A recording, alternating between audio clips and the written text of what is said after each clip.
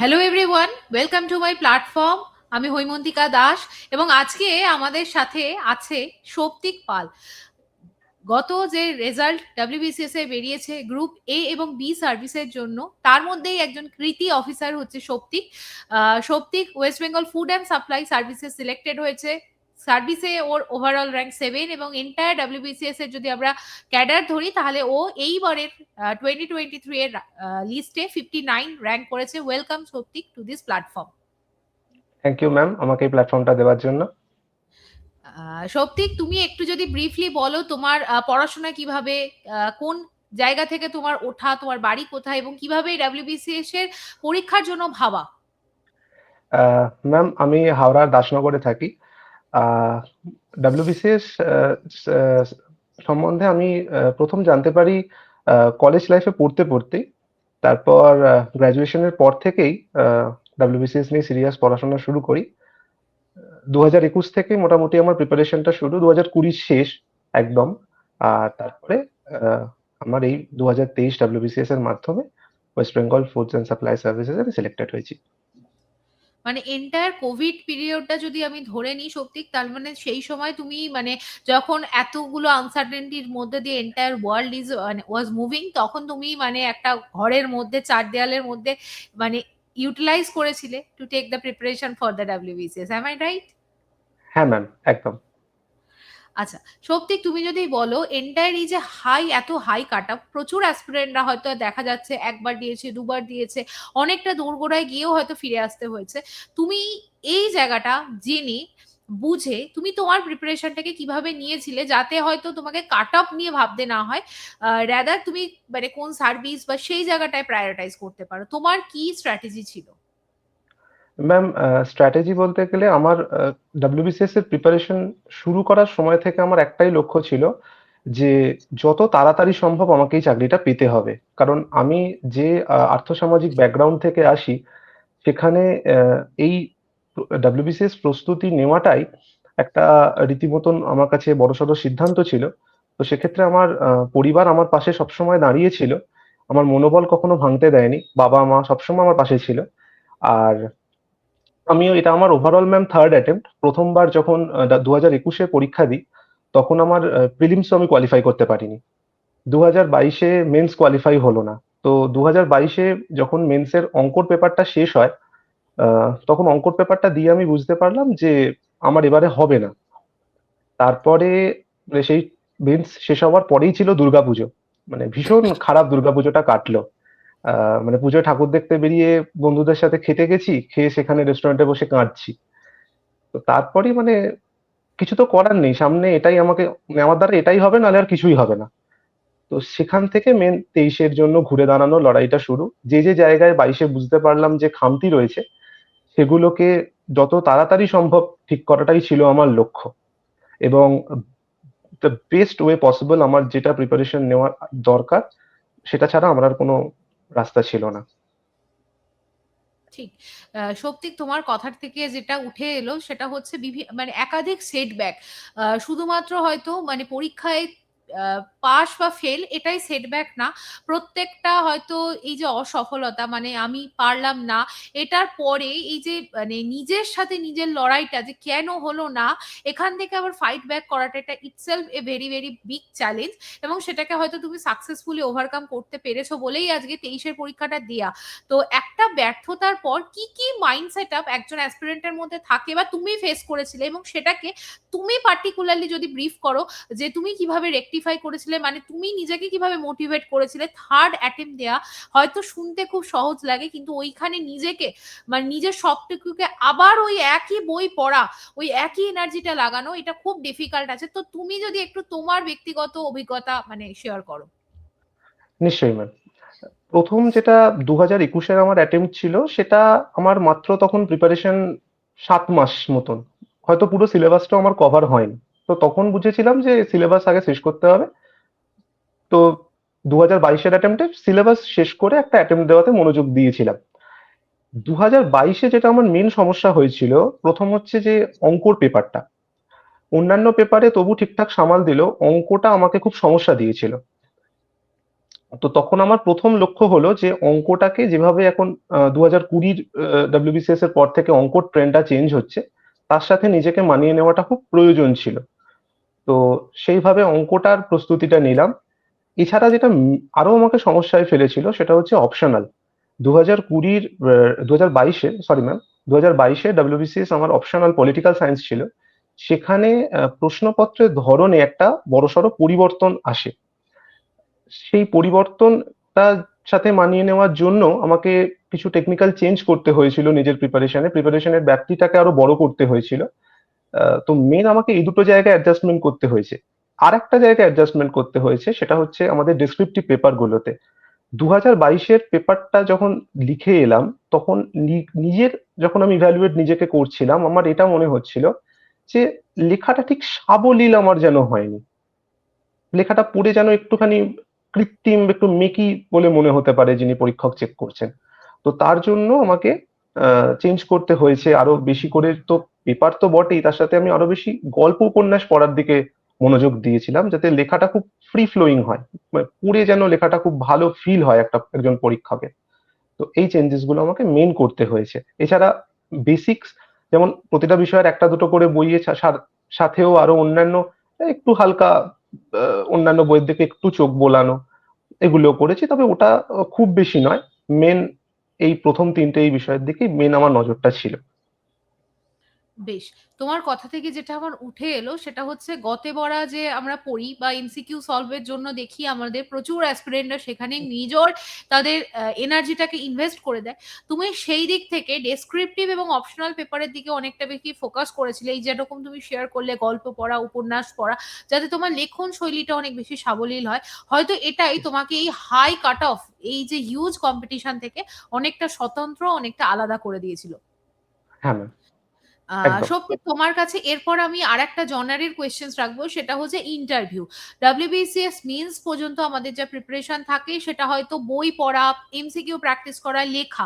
But এর মাঝখানে হয়তো কখনো আমরা নিজেদেরকে ইন্ট্রোস্পেক্ট, নিজেদের দিকে তাকানো বা নিজেদের যে আত্মদর্শন সেইটা করার সময় সুযোগ হয়তো কখনো হয় না। বাট হুম, এই সুযোগটা আমাদের দেয় ইন্টারভিউ এর প্রিপারেশন, হয়তো হুম। অল্প কিছুটা আমরা সময় পাই, কিন্তু এই সময়টা নিজেদের সেলফ ইন্ট্রোস্পেকশনটা আমাদের খুব বেশি করতে হয়। হয়তো তুমি একমত হবে। তুমি কিভাবে ইন্ট্রোস্পেকশন বা নিজেকে গুছিয়ে নিয়েছিলে to appear before the interview panel? একদম ম্যাম। ইন্টারভিউ এর প্রস্তুতির ক্ষেত্রে আমাদের যেমন কিছু কিছু বিষয়ের দিকে নজর দিতে হয়, যেমন নিজের জেলার ডিটেলস, নিজের হবি, তারপরে আরো খুঁটিনাটি কে কোন পোস্টে রয়েছেন, মন্ত্রী থেকে শুরু করে রাজ্যের সচিব পর্যায়ে। এইগুলো তো ছিল বেসিক জিনিস। কিন্তু তার পাশে আর একটা যে জিনিস থাকে সেটা হচ্ছে নিজের ব্যক্তিত্ব। এটা তো পার্সোনালিটি টেস্ট এবং ব্যক্তিত্বের পরীক্ষা। এবারে আমাদের যে ডব্লিউবিসিএস 2023-এর পার্সোনালিটি টেস্ট হয়েছে, আমি আমার নিজের অভিজ্ঞতাটা বলতে পারি। আমার পার্সোনালিটি টেস্ট হয়েছে মাত্র 12 মিনিট। তো আমি যখন ইন্টারভিউ দিয়ে বেরিয়ে এসে আমার মাকে বলছি যে 12 মিনিটে গ্রুপের ইন্টারভিউ, আদৌ কি হবে কিছু, কি মানে প্রশ্নও খুব লিমিটেড, মানে 12 মিনিটে যে এমন কিছু প্রশ্ন হয়েছে তা নয়। এই সিচুয়েশনটার পিছনে এই যে ব্যক্তিত্বটা তো গড়ে ওঠে একটা এই দীর্ঘ প্রিপারেশন ফেজের মধ্যে দিয়ে, ধাক্কা খেতে খেতে, ব্যর্থতা ফেস করতে করতে সময়ের সাথে সাথে আমাদের ব্যক্তিত্বটা গড়ে ওঠে। তবে ইন্টারভিউ ওরিয়েন্টেড যেটুকু জিনিসের প্রয়োজন, এইটুকু জিনিসেতে আমার মা আমাকে খুব সহযোগিতা করেছে। বিশেষ করে যখন এন্ট্রি নেওয়া, বসা, বডি পশ্চার, হ্যান্ড আই মুভমেন্টে কতটা গন্ডগোল হচ্ছে, কঠিন প্রশ্নগুলোকে ঠিক কি করে সামলাবো, কন্ট্রাডিক্টরি কোয়েশ্চেনে ঠিক কতটা মুখে হাসি কতটা থাকবে, এইটুকু অ্যাডজাস্টমেন্ট একটু বাড়িতে করতে হয়েছে। এটা করে আমি ইন্টারভিউ হলে অ্যাপিয়ার হই। সত্যিকার মানে আমি যখন মক ইন্টারভিউ মানে নিয়েছিলাম, আমার মনে হয়েছিল মানে ও খুব স্মিতভাষী, মানে অল্প কথা বলে কিন্তু যেটুকখানি বলে খুব গুছিয়ে বলে। তো তোমার মানে আমার নেক্সট প্রশ্ন তোমার কাছে সেটা হবে, শুধুমাত্র ইন্টারভিউ না, শুধুমাত্র মেন্স বা প্রিলিমস না, ওভারঅল যদি আমরা বলি জীবনের লড়াইয়ে যদি সফল হতে হয়, তোমার কি কি মনে হয়েছে হোয়াট আর দ্য থাম রুলস, এবং সেটাকে মেনে চললে হয়তো ডাব্লিউবিসিএস কেন, জীবনে যে কোনো লড়াই, যে কোনো কঠিন সময়ে তুমি এক্সেল করতে পারবে? অবশ্যই ম্যাম। জীবনে যদি কিছু করার কথা হয়, তো প্রথমে তো একটা আমাদের লক্ষ্য থাকবে। দ্বিতীয় হচ্ছে সেই লক্ষ্যটার পেছনে কঠোর পরিশ্রম, ধৈর্য ধরে কঠোর পরিশ্রম এবং লেগে থাকা। বিভিন্ন ক্ষেত্রে জীবনে প্রচুর বাধা আসবে, কঠিন চ্যালেঞ্জিং সিচুয়েশন আমাদেরকে ফেস করতে হয়, যেগুলো হয়তো কিছু সময় আনএক্সপেক্টেড ওয়েতেও আসে। তো সেই সময়তে মাথায় রাখতে হবে আমার কি কাজটা, আমার লক্ষ্যটা কি, কি কাজটা আমায় করতে হবে। এবং যদি সেটা আমার মন থেকে সত্যিকারেরই আমার মন থেকে সেই আওয়াজটা আসে যেটা আমাকে করতে হবেই, তো তার জন্য পরিশ্রম করতেই হবে এবং ধৈর্য ধরে পড়ে থাকতে হবে। ঠিক সত্যি। আহ আর একটা, আমাদের প্রচুর অ্যাসপিরেন্টের অনেক কোয়ারিজ থাকে, সেই কোয়ারিজের সূত্র ধরেই তুমি যদি ছোট্ট করে বলো কি কি বই ধরে তুমি প্রিপারেশন নিয়েছিলে, বা তোমার খুব বুক লিস্টের যে ডমেনটা সেটা কি খুব ডাইভার্স ছিল, নাকি তুমি একটা বুক লিস্ট, সেইটা যদি একটু বলো। হ্যাঁ ম্যাম, আমার বুক লিস্ট খুবই কনসাইজ এবং সেটা মানে আর পাঁচটা অ্যাসপিরেন্ট যা ফলো করে সেটাই আমি সেটা বলছি। আহ, যেটা মেন ইম্পর্টেন্ট আমাদের ডব্লিউবিসিএস প্রিপারেশনে সেটা হচ্ছে রিভিশন। কতটা পড়লাম তার থেকে কতবার পড়লাম, যেটা মেন আমি ফিল করেছি। তো আমার হিস্ট্রির জন্য আমি অ্যানশিয়েন্ট অ্যান্ড মিডিভ্যালেতে পুনাম দালাল দাহিয়ার বই পড়েছি। মডার্নের জন্য রাজীব আহিরের বই পড়েছি। আমার সোনালী বানসালটা একটু হেভি লেগেছে, ওটা রেফারেন্সের জন্য সাথে রেখেছিলাম। জিওগ্রাফির জন্য আমি পেরিয়ারের বইটাই পড়েছি। এরপরে সায়েন্সের পেপারে সায়েন্সের জন্য লুসেন্টের বই পড়েছি। আর ইভিএস এর জন্য পড়েছি পিএমএফ আইএএস এর বই। জিকের জন্য আমি পারমার আইএএস এই পারমার এসএসসির ওনার নোটসকে ফলো করেছি। আর কারেন্ট অ্যাফেয়ার্স এর জন্য জিকে টুডের ওয়েবসাইট এবং অ্যাচিভার্স ম্যাগাজিনটা আমি পড়তাম। পলিটির জন্য তো একমাত্র লক্ষ্মীকান্ত ছাড়া আর কোনো উপায় নেই। আর ইকোনমির জন্য নিতিন সিংহানিয়া স্যারের বইটা পড়েছি। আর ম্যাথসের জন্য আমি আদিত্য রঞ্জন স্যারের কাছ থেকে ম্যাথসটাকে তৈরি করেছিলাম। মানে মেনলি ম্যাথসের জন্য তুমি এসএসসির প্যাটার্নটাকে ফলো করেছিলে, ইয়েস, এসএসসি একদম রেটের ম্যাম। প্যাটার্নটা। একদম একদম। তুমি একটা স্কিপ করে গেলে সত্যি, সেটা হচ্ছে ইংলিশ। হ্যাঁ ম্যাম, ইংলিশের জন্য আমি নিতু সিং ম্যামের বইটা পড়েছি গ্রামারের জন্য। আর ভোকাবের জন্য ইন্টু ব্ল্যাক বুক প্যারামাউন্ট, পড়েছি। ইন্টু প্যারামাউন্ট হ্যাঁ, বইটার কথা বলছো? হ্যাঁ ম্যাম, হ্যাঁ ম্যাম। আর সায়েন্সের কথাটাও যদি একটু বলে দাও। সায়েন্স ম্যাম লুসেন্টের যে সায়েন্সের বইটা হয় সেই বইটা ইয়েলো থেকে রঙের যে পড়েছি। আর বইটা হয়। হ্যাঁ হ্যাঁ, ইয়েলো রঙের হয়, একটা ব্লু কালারেরও ম্যাম সায়েন্সের বই হয়, ওটাও ফলো করেছি। আর ওকে, এনসাইক্লোপিডিয়া যেটা আরিহান্টের বই আছে ওটাও ফলো করেছি। বেশ। আমি যেটা দেখলাম সত্যি তোমার কথা শুনে, তুমি খুব স্ট্যান্ডার্ড বুক লিস্টই ফলো করেছো, যেটা হয়তো তুমি আমার সাথে এগ্রি হবে, যেটার উপর মেইনলি তুমি ফোকাস করেছো সেটা হচ্ছে কনসেপচুয়াল ক্ল্যারিটি এবং solving the past year questions and also কিছু একদম, এমসিকিউ কে সিলেক্টিভলি স্টাডি করা। একদম ম্যাম। বিভিন্ন মক তোমার টেস্টের বই থেকে মক প্রচুর দিয়েছি। তোমার অপশনাল কি ছিল? অপশনাল ম্যাম আমার পলিটিক্যাল সায়েন্স। আচ্ছা, তুমি যদি ছোট্ট করে একটু বলো তুমি পলিটিক্যাল সায়েন্সের জন্য কি কি বুক লিস্ট বা কিভাবে প্রিপেয়ার করেছিলে। পলিটিক্যাল সায়েন্সের ক্ষেত্রে যেটা মেন আমি করেছি ম্যাম, বইয়ের থেকেও যেটা বেশি ইম্পর্টেন্ট বলে আমার মনে হয়েছে, যেটা আমি আমার 2023-এর অ্যাটেম্পটে যেটা জোর দিয়েছি, সেটা হচ্ছে সিলেবাস আর প্রিভিয়াস ইয়ার কোয়েশ্চেন। সিলেবাসের প্রত্যেকটা লাইন ম্যাডাম ভীষণ ইম্পর্টেন্ট। আমি যেটা করতাম, যেটা 22-এর অ্যাটেম্পটে করিনি, 23-এর অ্যাটেম্পটে করেছি, সেটা হচ্ছে সিলেবাসের প্রত্যেকটা লাইন থেকে কি কি প্রশ্ন হতে পারে সেটা নিয়ে আমি রীতিমতো ইন্টারনেটে ঘাটাঘাটি করেছি। বিভিন্ন দৃষ্টি আইএএস বা অন্যান্য বিভিন্ন আইএএস কোচিং ইনস্টিটিউটের ওই কোয়েশ্চেন মেরে সার্চ করলেই তার প্রচুর কোয়েশ্চেন লিস্ট বেরোয় এবং তার আনসার গুলো থাকে। আমি একটা টপিকের ওপর থেকে তার কোনোটা দুটো, কোনোটা তিনটে, কোনোটার বা একটা প্রশ্নগুলো রেডি করতাম এবং সেগুলো আমি বেশিরভাগটাই আমি আমার কম্পিউটারেতেই পড়তাম, প্রিন্ট আউট নিতাম অনেক কিছু। তো প্রিন্ট আউট বার করে নিয়ে সেগুলো, যেগুলো ইম্পর্টেন্ট খুব বেশি থাকতো সেগুলো রাখতাম। 22-এর ক্ষেত্রে আমি অনেকটা সাজেস্টিভ ওয়েতে চলে গিয়েছিলাম প্রিভিয়াস ইয়ার কোয়েশ্চেন বা ইম্পর্টেন্ট কোয়েশ্চেনের বেসিসে। যেটা 22-এ হলো, 22-এ কোয়েশ্চেন অনেক বেশি কনসেপচুয়াল এলো এবং কিছু কিছু ক্ষেত্রে হয়তো এটা মানে শুনতে একটু অদ্ভুত লাগতে পারে, সিলেবাসে লেখা নেই এমন কিছু বিষয় থেকে প্রশ্ন এলো।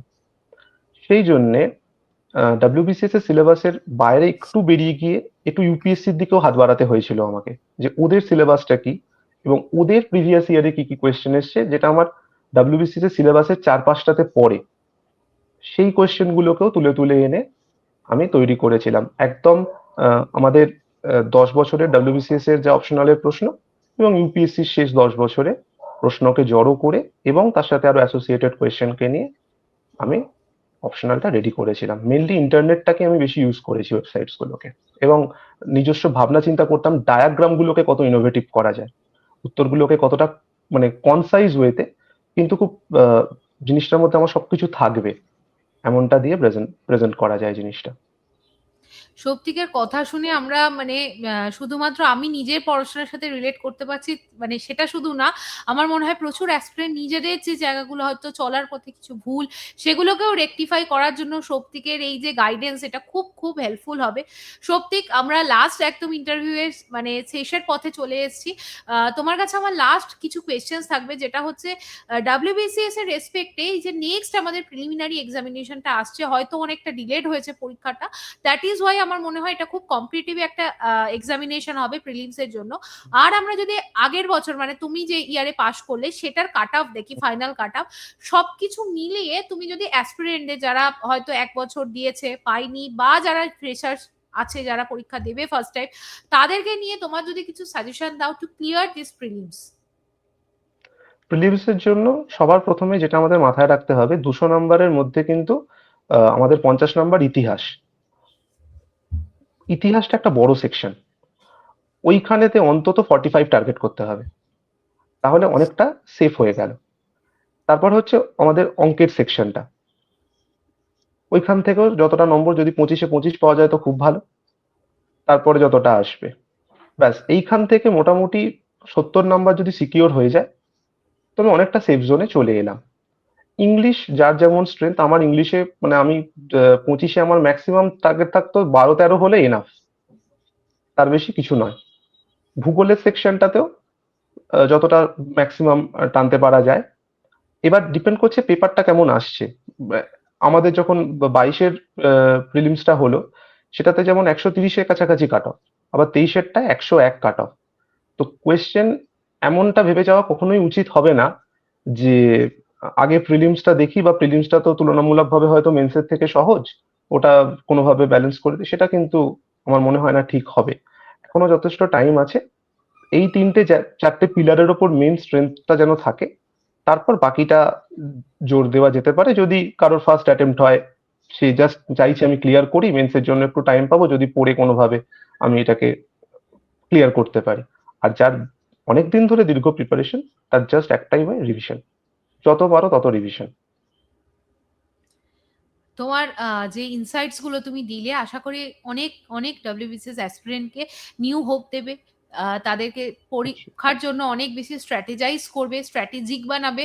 তো সত্যি খুব ভালো লাগলো তোমাকে এই মানে প্ল্যাটফর্মের মাধ্যমে স্টুডেন্টদের সঙ্গে ইন্টারাক্টিভ করার জন্য। আমার ইচ্ছা ছিল তোমাদের মতো কৃতি ছাত্রছাত্রীরা বা যারা আজকে সফল ডব্লিউবিসিএস অফিসার আছে, তারা যদি সামনে আসে, তারা একটা দৃষ্টান্ত হয়। কম্পিটিটিভ এক্সামিনেশন এমন একটা ফিল্ড যেখানে প্রচুর দিন হয়তো লেগে থাকতে হয়, কিন্তু সেটাই আমাদের অনেক বেশি জীবনে সহনশীল করে, জীবনের প্রতি অনেক বেশি ম্যাচিওর করে এবং অনেক বেশি বিচক্ষণ আমাদের জীবনকে বানায়। তো সৌপ্তিক, আমাদের লাস্ট, আমরা এই ইন্টারাক্টিভ সেশনসটাকে এখানেই শেষ করব, খুব বেশি বড় করব না। তোমার কর্মজীবন, ভবিষ্যৎ কর্মজীবন আরো ভালো হোক, best wishes from my side. পরবর্তীকালে তুমি আরো বড় উচ্চতায় পৌঁছাও, আর যে যে জায়গাতেই আছো সেখান থেকে খুব একটা স্যাটিসফাইড লাইফ লিড করো, এইটুখানি আমার বলার। লাস্ট তোমার কাছে ওভার টু ইউ সৌপ্তিক, তুমি যদি লাস্ট কিছু মেসেজ দিতে চাও তাহলে তুমি দিতে পারো, দেন আমরা তাহলে এই ইন্টারাক্টিভ সেশনসটাকে শেষ করবো। নিশ্চয়ই ম্যাম। আমাদের যারা ডব্লিউবিসিএস অ্যাসপিরেন্টস আছে, যারা স্বপ্ন দেখছে ডব্লিউবিসিএস অফিসার হব, ডব্লিউবিসিএস একটা এমন সার্ভিস যেখানে আমরা নিজেদের সোশ্যাল মানে সমাজে আমরা এমন একটা জায়গায় থেকে সমাজের জন্য কিছু করার একটা সুযোগ পাই। নিজের তো সেলফ ডেভেলপমেন্ট বটেই, নিজের সোশ্যাল রেকগনিশন বটেই, কিন্তু এটা অন্য কোনো জব নয়, এটা একটা সার্ভিস। আর যখন আমরা বড় কিছু করার স্বপ্ন দেখি, তখন বড় কিছু ত্যাগ করারও কিন্তু প্রয়োজন পড়ে। ডব্লিউবিসিএস প্রস্তুতিটা এটা একটা সাধনার মতন। আমি রিসেন্টলি আমার কোনো এক আত্মীয় আমাকে এই কথাটা বললেন যে ডব্লিউবিসিএস যেটা পড়াটা একটা সাধনা, এখানে অনেক কিছু জীবনে, এটা কোনো 1 বছরের বা ওয়ান ডে এক্সাম নয়, এটা একটা ম্যারাথনের মতন।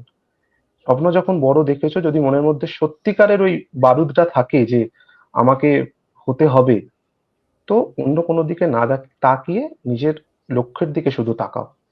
এবং তার জন্য কঠোর পরিশ্রম করো। WBCS কঠোর পরিশ্রমটা তোমার থেকে চায়।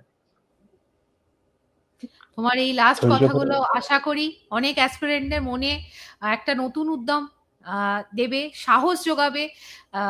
আশা করি তুমি অনেকের মনে সেই জায়গাটার একটা ছাপ রেখে যাবে। এইটুখানি বলে আজকের ইন্টারভিউটা শেষ করলাম। আশা করি পরবর্তীকালে আরো কখনো তোমার আমার সময় সুযোগ হবে, তখন আমরা নিশ্চয়ই অপশনাল বা আরো কোনো different issue with respect to the WBCS নিয়ে আবারও আলোচনায় আসবো। খুব ভালো থেকো সৌপ্তিক। আর যারা অ্যাসপিরেন্টরা এই ভিডিওটা দেখবে তাদের যদি কোনো জেনুইন কোয়েরিজ থাকে এই ভিডিওর কমেন্ট সেকশনে করো। আমি চাইবো সৌপ্তিকও তার জেনুইন রিপ্লাই দিতে। Thank you Souptik again. নিশ্চয়ই ম্যাম। অ্যান্ড আমরা এখানেই কনক্লুড করলাম। Thank you for watching. Have a nice thank you. Thank you ma'am.